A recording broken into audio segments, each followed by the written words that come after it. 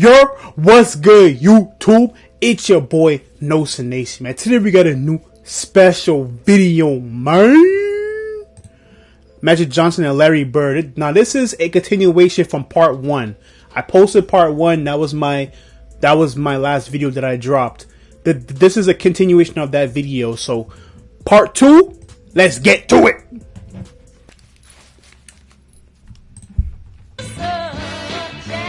From the day he arrived, he became the Prince of the City. Arsenio Hall. He reminded me of a guy who wakes up without an alarm clock. And that's what I used to always say. I want to be happy enough to wake up without an alarm clock because I want to go into my world.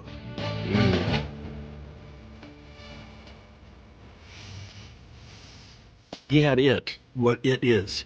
As far as I was concerned, the it was not his ability or his size. The it was his attitude. Pat Riley is probably one of the greatest basketball coaches of all time, bro.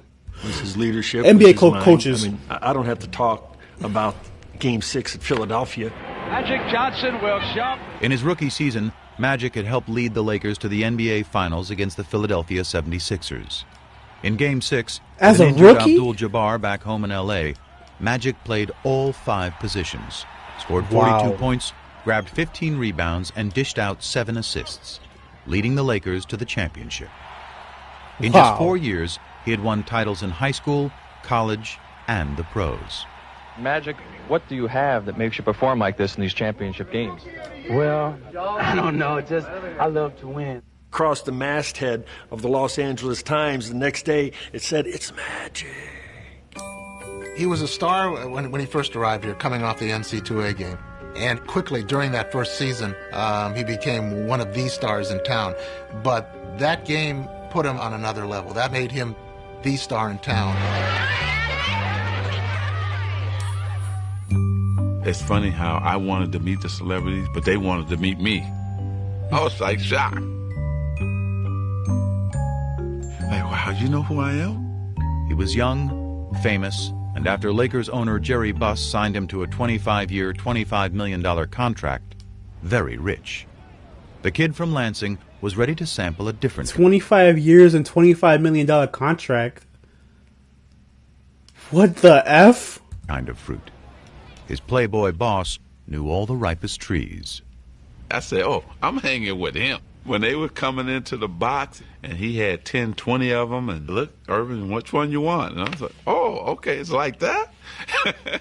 And then he said, I'm going to take you to the Playboy Mansion. What? The mansion?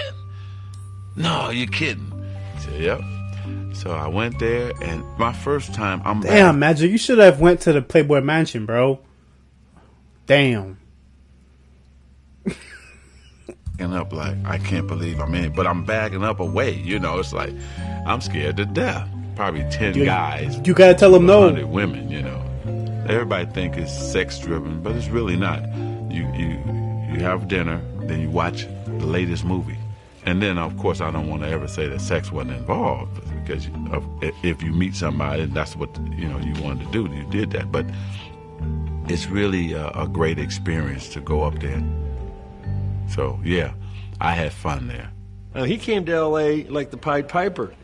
You know, people were giving him this and giving him that. But, you know, he stayed pretty grounded to the game.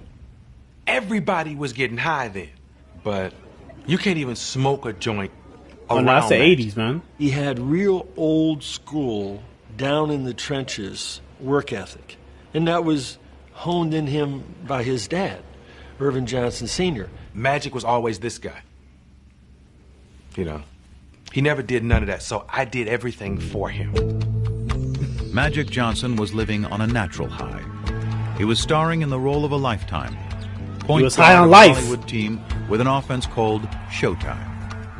He even had the alter ego perfect for the production. I mean, Magic was his stage name. Even he would laugh about it. Well, he always says there's 2 people. There's Irvin Johnson from East Lansing, and there's Magic Johnson from Hollywood. Irvin Johnson is another guy. You know, here's Magic over here and here's Irvin over here.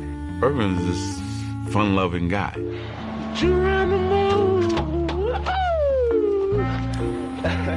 Magic was so serious and dedicated to his game. And he was a crazy, crazy competitor. And yeah, bust your ass.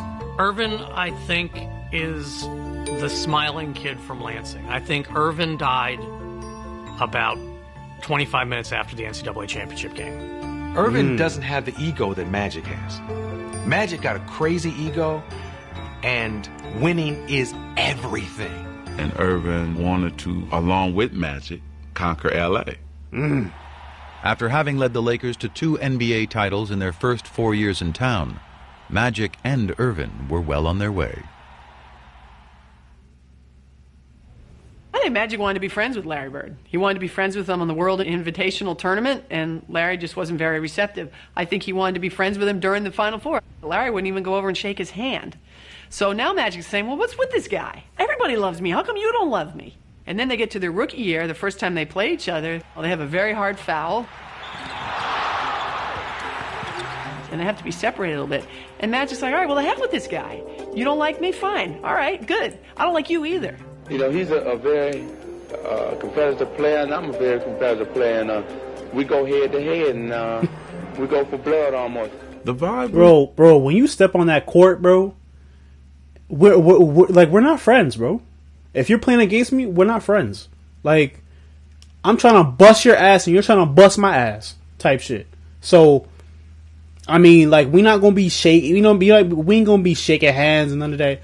We could do that when we get off the court, bro. But when we get on that court, I'm not your friend, bro. You know what I'm saying? Like, I'm trying to really destroy you, like, you know? It was nasty. It was ugly. It was, we didn't like each other. I'm the one that did all that. To tell you the truth, it was. He's like, I did all of that shit. I just don't want to be hanging around him. I mean, that's my main competition. And he couldn't escape the memory of losing to him in 1979. Oh, it ate at him bad that he didn't win that national title against Magic. That was something, it just burned him. It was one thing for them to be in the 79 championship. Magic had the better team. Everybody agreed with that. Magic had the better game. Fine. Now you get to the pros. Larry has this incredible year. But there he is, watching in a club while Magic Johnson wins a championship, and he's thinking, all right, I'm behind 2-0 now. I watched that game, and I couldn't believe it. I always wanted to play at that level. But what Bird couldn't possibly have known was that he... And mind you, this man Magic was playing against Julius Erving, bro. And this is Julius Erving in his prime. When he was playing, like, come on, man. And he did that as a rookie. That inspired Magic's performance when he was named Rookie of the Year earlier that same day. The PR person from the Lakers says, hey, Irvin, the Rookie of the Year voting has come out. And Magic says, okay, well, who won? He said, well, Larry Bird won. And Magic says, well, was it close? And he said, oh, no. He went out that day, yes, to try to win the NBA championship, but also to prove it to one Larry Bird. You know what? I should have been Rookie of the Year. Even though I won the championship, I still wanted to win Rookie of the Year, too. He won that championship. I was pissed. I want him one. But even after he had won one the next year, his obsession only grew deeper. I'd get up in the mornings and see what he did because their games came on late. Then you look at the box score. I had to have him there for some reason. 31, like 11, 11. Like somebody I can compare myself to. I hated what was being said that Larry was better than me and I'm just a guy who can control the game. My first 4 or 5 years, that bothered me a lot. I didn't tell nobody it bothered me, but it did. Their competitive dislike emerged from a greater truth, that on the court, they were doppelgangers. Team-oriented stars who cared about winning above all else. Basketball savants who fused the substance of the 60s with the style of the 70s to create a new and exciting, yet selfless way to play the game in the 1980s. Yeah, I'm gonna pass. I ain't gonna lie, bro. Like the play from from those times is way better than how it is now. Like, you know, just sharing the ball and like, you know, crisper ball movement and you know, just I just feel like teams weren't just trying to jack up threes like how teams is doing right now. Like the game is just so watered down, and I hate it, bro. Like every team nowadays just wants to play just wants to play like Golden State, bro. Like for real. Like everybody just wants to jack up threes, bro, all game. And then there's no defense, bro. The defense sucks. You know? But I'm going to pass in a way to make you look like a jackass. Ooh.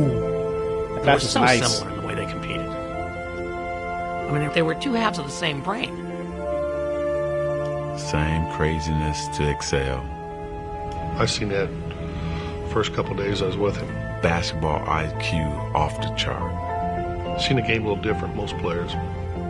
Playing the game the right way was everything. A lot of guys can just score. A lot of guys can just rebound.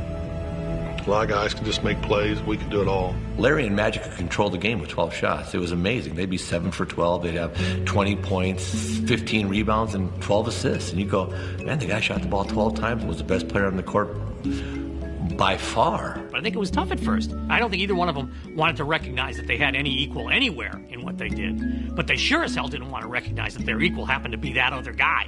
That's why we hated each other, too, because we knew we were mirrors of each other. I think for a while the two of them had to come to grips with that.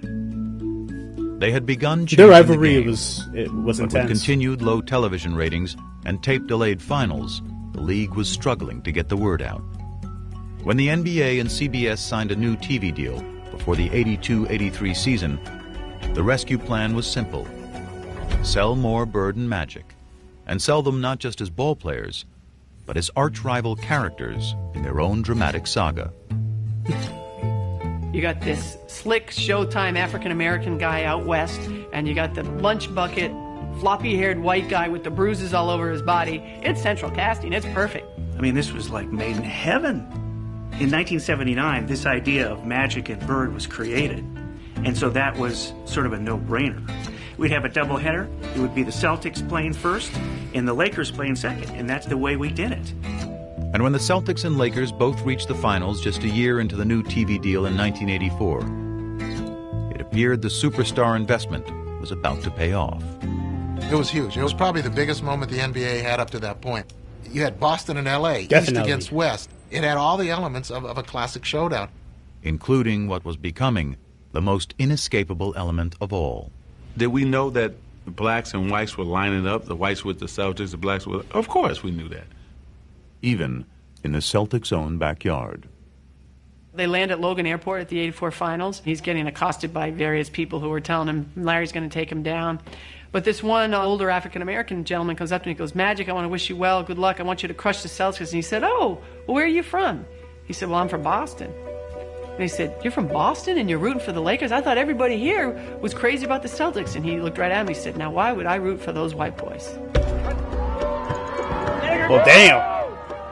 Boston, after all, was a town still scarred by the ugly busing crisis of the mid-'70s. A violent period of urban... Damn, I didn't know people in Boston. I mean, I went to Boston, and I didn't get that vibe, bro. I'm not gonna lie to you. I did not get that racist vibe that everybody was talking about. Like, I really heard, like, I actually heard Boston was racist, like, you know, Boston, you know. But I never got that vibe, bro. I never got that vibe, like when I went, you know. But I don't know. Everybody has a different experience. But damn, that's ultra racist. Scarred by the ugly busing crisis of the mid-'70s. A violent period of urban unrest during which white had been pitted against black. The resulting taint on the city nationally, coupled with a Boston roster littered with white players, affirmed to many black Americans that the Celtics were not the team for them. Even today, people said, you played with the Celtics, and, you know, I hated you at that time. You know, I wanted Magic to win. I didn't want that damn Larry Bird to win. We had all these black players, but they looked at us because we had Larry Bird leading us as a team that was white. They were perfect archetypes for what was becoming the biggest I hate story that, though. in sports. I actually hate that was the narrative, bro. Like, how Boston white team, Lakers black team, like, that's so stupid. Like, when you look back on it, that shit is so stupid how that was the narrative, bro. Like, So stupid. But they looked at us because we had Larry Bird leading us as a team that was white. They were perfect archetypes for what was becoming the biggest story in sports. But for the real-life players, the narrative was much simpler. It's finally going to happen. We get to go head-to-head again. It's just a matter of rolling that ball out there and let's get it on. Welcome then to the Boston Garden and the start of the NBA World Championship Series. I'm Brent Musburger. In each of the last 4 NBA World Championship Series, either Magic or Bird has competed. But this is the first time that the two have gone head-to-head for the title.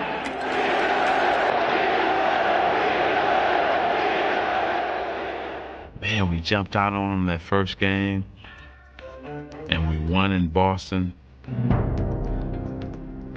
And with less than a minute to go in Game 2, the Lakers were closing in on a commanding series lead. No way! From that point on, things began to crumble. Down to 9 seconds. Magic holds the ball. Magic trying to work on Maxwell. Magic has still got it down to 2 seconds. 1 second. He's going to have to shoot it. He doesn't get it off.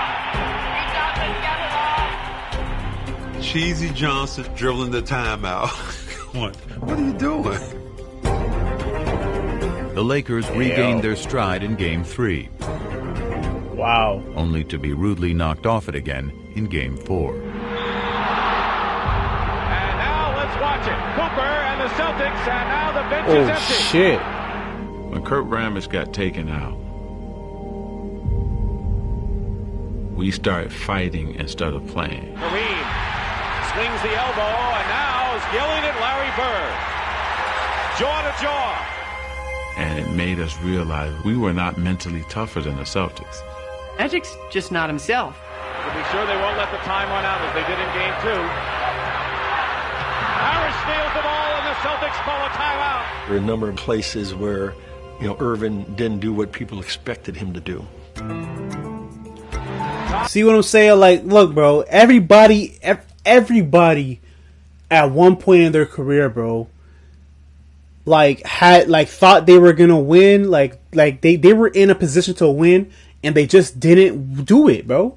So when LeBron loses in 2011 NBA Finals, I'm not giving him excuses, but what I'm saying is everybody has done something like that, bro. Everybody has choked in the finals, except for Michael Jordan.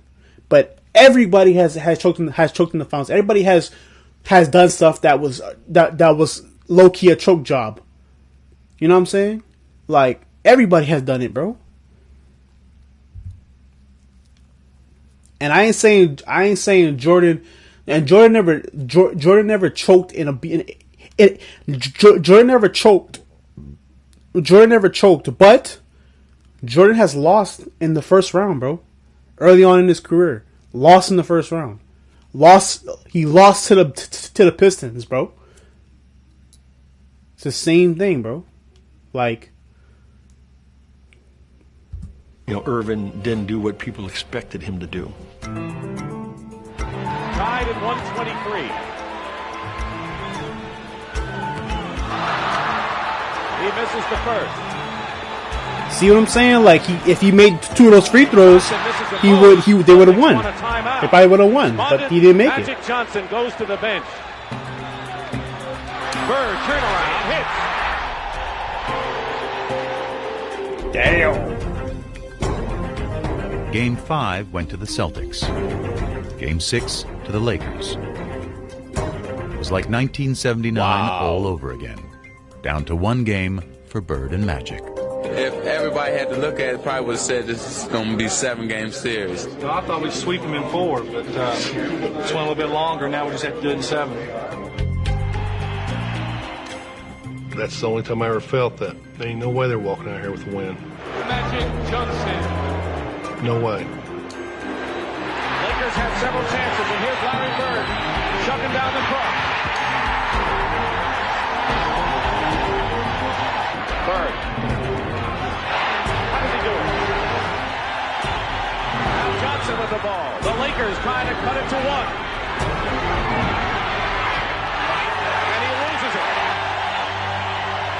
shit.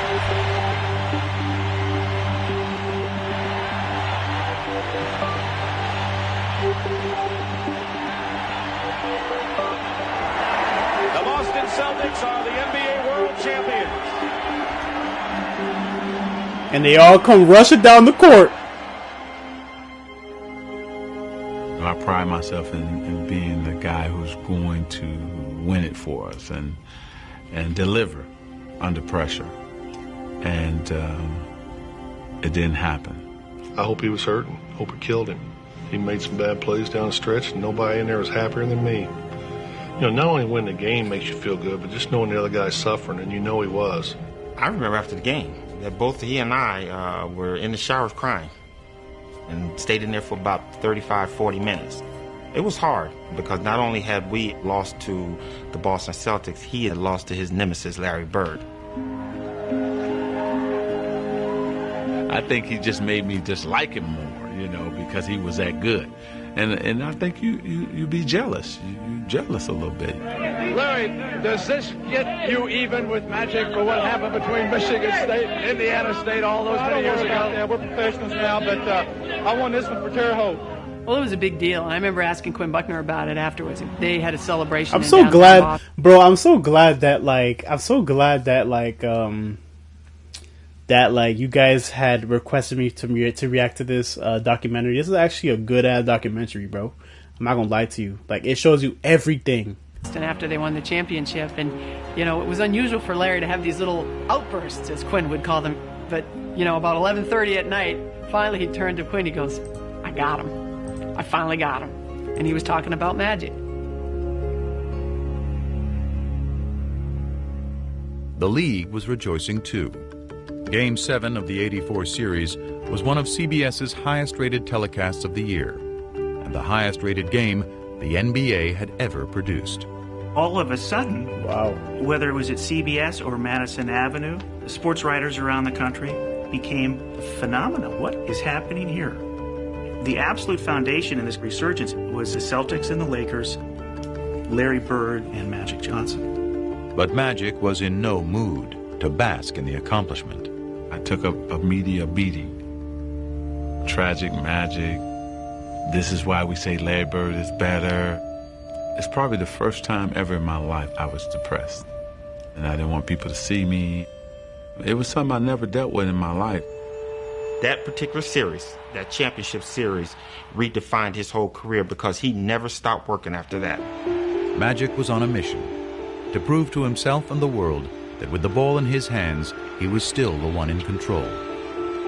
And after his Lakers ran through the '85 season, he quickly got what he wanted. Another shot. Wait, hold on. What the hell? We're already in 1985? Oh, shit.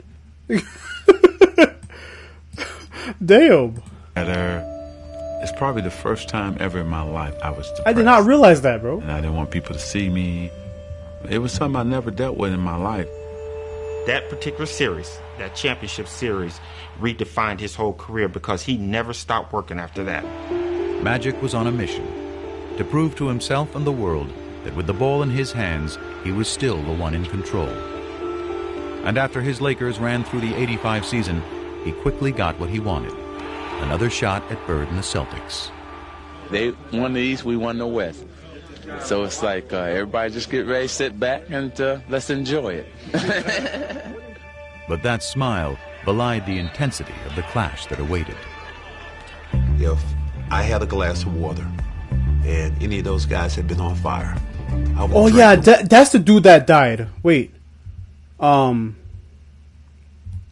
he's right here. Belied the intensity of the clash that awaited. If I had a glass of water and any of those guys. This dude right here, he passed away. This dude, his name is Johnson. His name is Dennis Johnson. He passed away. So yeah, RP to him. RP to him. You know what I'm saying? I know he passed away. Actually, let me search it up before I say he's. Let me search it up real quick.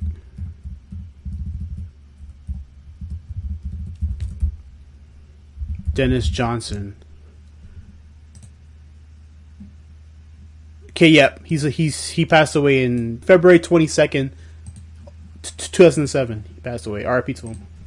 Guys had been on fire. I would drink the water and watch them. They called us, chokers and sissies. We didn't like that, and they thought less of us. I knew they did.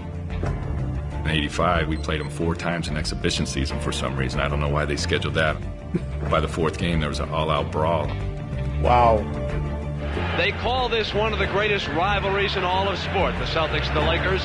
And if that is true, it is the most one-sided rivalry in all of sports. 8 times these two have met for the NBA championship, and 8 times the Celtics have won. At guard, in his 6th year from Michigan State, at number 32, Magic Johnson. But in the '85 finals, Magic changed the script. Over 6 grueling games, he masterfully controlled the pace with all-around brilliance. He has a triple-double again. Behind their point guard, the Lakers finally knocked out the Celtics, winning the clinching game in the Boston Garden. In the Boston Garden, he won? The Boston and wins the world title. Oh, shit. Redemption for one Magic Johnson. It's a long year last year to wait for this moment right now. Magic had evened the score with Bird on the NBA floor. But the significance of their rivalry and their relationship was still just taking hold. You crazy. I said, you're crazy. I'm not shooting no commercial with Larry. So I said, okay, what, we're going to shoot it in L.A.? I would never went to L.A. to film it. Well, where are we going to shoot it?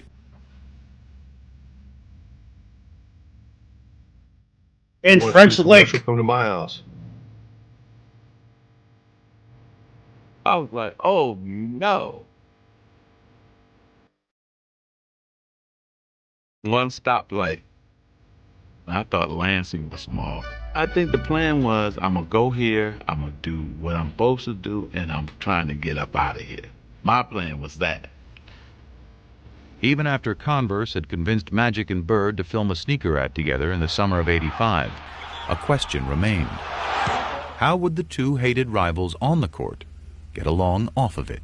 I don't know how he's going to react. I don't know how I'm going to react. We didn't even shake hands, so how are we going to do a commercial together? The ad was to be filmed at the home Bird had built for his mom.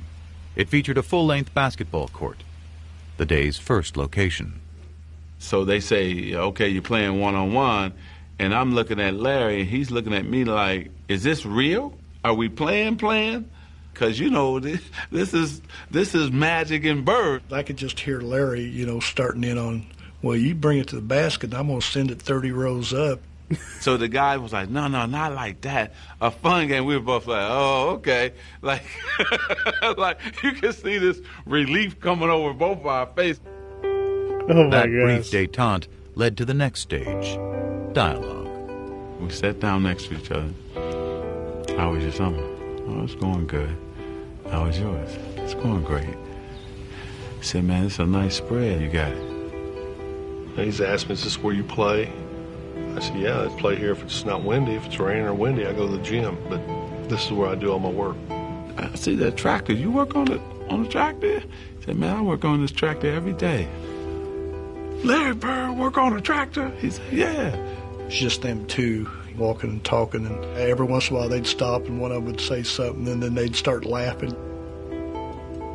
Then they said, okay, break, it's lunch break time. I was going to my trailer. He said, no, my mother has prepared lunch for us up at the house. We went up to the house and we sat down there and we talked, and my mom, my brothers thought the world of him. His mother was so nice, making sure I had enough to eat. I just saw my mother. It was crazy. He charmed her.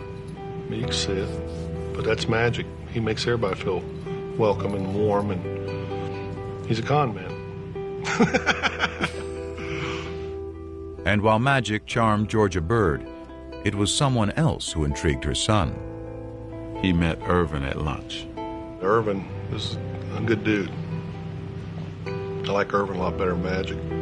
I was just so happy to finally be Irvin with him, because Magic was like, I don't know if I want to get to know this guy. But Irvin got a chance to talk about family, how he grew up. We just we just became two relaxed guys, just talking. That day was great. It was a great day. Beautiful day. Still, for Bird, ever the competitor, that's all it was. Just one day. Magic thinks the next year, okay, well, now we're great friends, so, after the game, we're going to go out, we're going to have a beer, and Larry's like, no, you're right. I know you better. You're a good guy, but I still don't want anything to do with you. He's a happy-go-lucky guy. If me and him got to be really good friends, go out on the court, he could still play the same game. I couldn't. I mean, that's just the way it is. But when the ad hit the airwaves, for others, the perception changed. I saw those limousines going through the cornfields, and I said, no. They didn't sell themselves out. I heard Converse made a pair of Bird shoes for last year's MVP. Yep. But they made a pair of Magic shoes for this year's MVP. Okay, Magic, show me what you got. Oh, this is really a business thing. The Bird shoe, the Magic shoe. And maybe that's where the business thing started to get bigger and began to trump who they both really were. It polarized the whole idea of lunch bucket versus Hollywood, white versus black. Just cemented all the differences between them. Kids weren't wearing black gym shoes because they didn't want to be associated with the Larry Bird camp. You wore your white Converse. The basketball rivals had more. I see what they did there. Okay. True, like the Magic shoe, Bird shoe. Like, I see what they did there. Warriors. And race, more than ever, had become an unavoidable part of the conversation. Yo! But nothing about Bird and Magic had ever been as simple as black and white. One of the big reasons this rivalry became so emblematic of so many things is because it was an easy dichotomy for people to understand. But it's crazy to simplify it as saying white people like Bird and black people like Magic because 13% of the country is black. But it wasn't like 87% of basketball fans preferred the Celtics. Who's your favorite basketball player? Magic Johnson. Who's your favorite movie star? Eddie Murphy. Pina, all you ever talk about is nigga this and nigga that. And all your favorite people are so-called niggas. It's different. Magic, Eddie, Prince are not niggas. I mean, they're not black. I mean, let me explain myself. Has the N-word ever been used by a white person to describe Irvin? I doubt it. But as Magic enjoyed his image as a crossover star, it was Bird, the one-time great white hope, who had further emerged as the polarizing racial figure, due in part to that era's increasingly conservative political climate. The rolling back institutionally of the achievements of the civil That's rights Ronald movement Reagan. were going on apace from about 1975 on. But the triumph of the movement that rolled it back took place in the 1980s. And I think there was people who were very aware in the black community of what was going on. And I think there was a lot of sublimated frustration. And I think one of the ways it got sublimated was into basketball. And I think Larry, through no fault of his own, was the receptacle within which the lingering resentments somehow floated. And after Damn, bro, I just saw the article that said 56% of Americans think the president was racist. Now, the president was Ronald Reagan.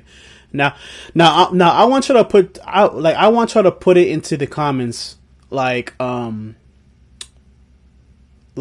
want you to put it into the comments. Well, what was the climate back then as far as the states? Like, I know there's a lot of people that watches my videos and they're a lot older and they've lived through the 80s and everything like that and the 90s and everything.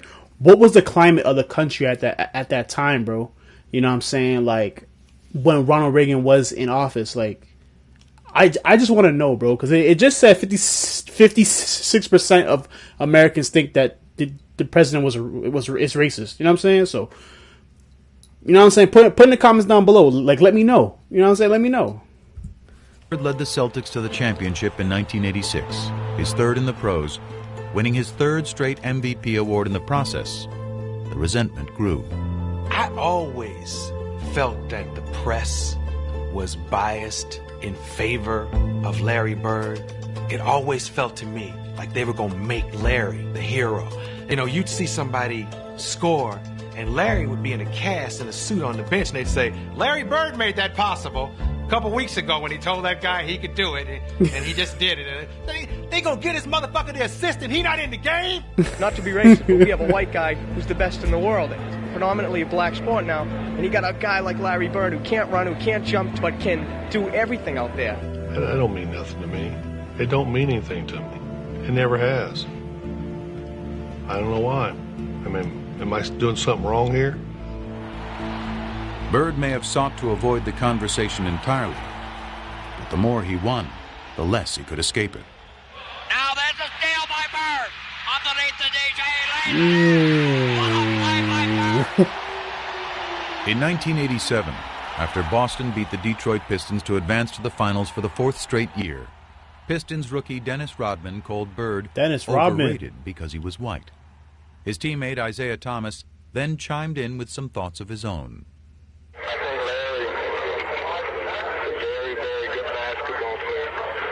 Okay. He's an exceptional talent, but I'd have to agree with Rodman. Of course he's going to agree with Rodman. He'd be just another good guy. Damn.